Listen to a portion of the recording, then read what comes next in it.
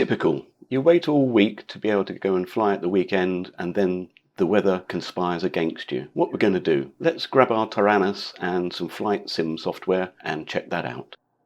Many times when setting up a new function on my Taranis, I'm quite scared and concerned about the procedure. Sometimes it turns into an utter nightmare, but this time it's an absolute breeze. All we have to do is to find a new model slot. So let's choose one down here, number 6, and enter. Create model.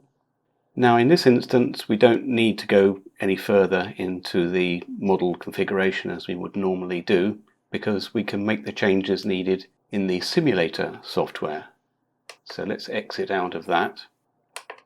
We look at the configuration now, go all the way to the bottom, and the first thing to change is the trainer mode, and we change that to the slave jack configuration.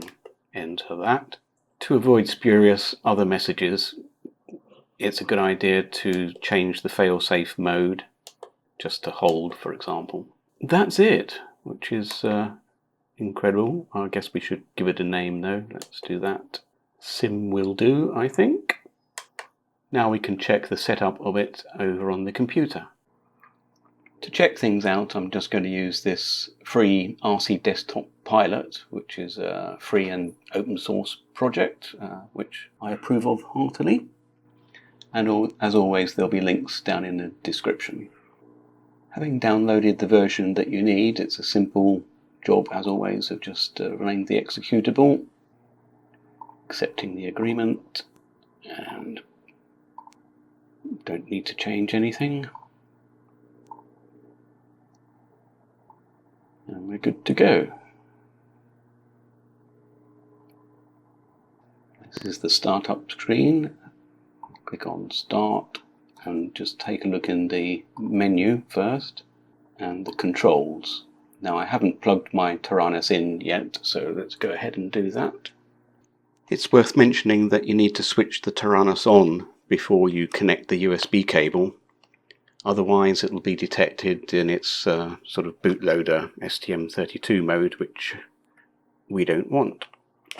So plugging it in now. I'm not seeing it in the simulator. I guess I shall need to restart it. And we look at the controls now and we can see that it's automatically detected the Taranis as a joystick. Just a little troubleshooting tip here. If for some reason your Taranis doesn't appear in this list of devices, as I showed, first thing to do is to restart the program and see if it discovers it. If not, go to the device manager on your computer, take a look at the human interface devices, and here we can see it as a compliant game controller. If that doesn't appear in the list, then you'll have to start troubleshooting the device manager side of Windows, and good luck with that.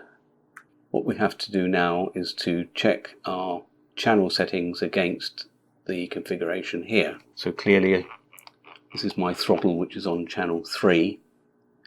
So we need to change this down to channel 3. That's better. So my rudder is on channel 4. It needs to be channel 4. My elevator is on channel 2. So we change this down to channel 2. And finally, with the roll is on channel 1, which is correct. Now every channel from the Taranis is mapped correctly to the control settings in the simulator. In fact, we'll go back to the menu. We'll just check flight conditions and we'll switch that off for the moment. Having zoomed in on our model, let's just check that our controls are working the right way. So clearly throttle up is throttle up. Rudder right.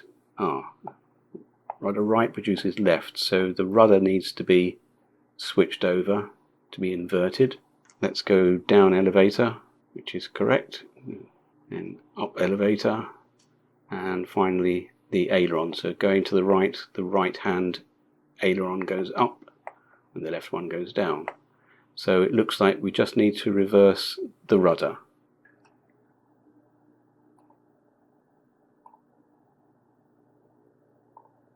Unclicking that, back to the simulator.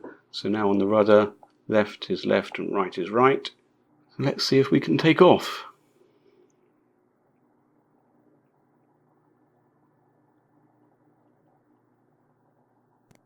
And she's away. Whoops. Looks like I haven't lost any of my skills. Let's just try the rudder. So just taxiing sort of speed, so to the left and to the right. So even with the bad weather outside now, I can sit and have a play and try and get some of my muscle memory in place.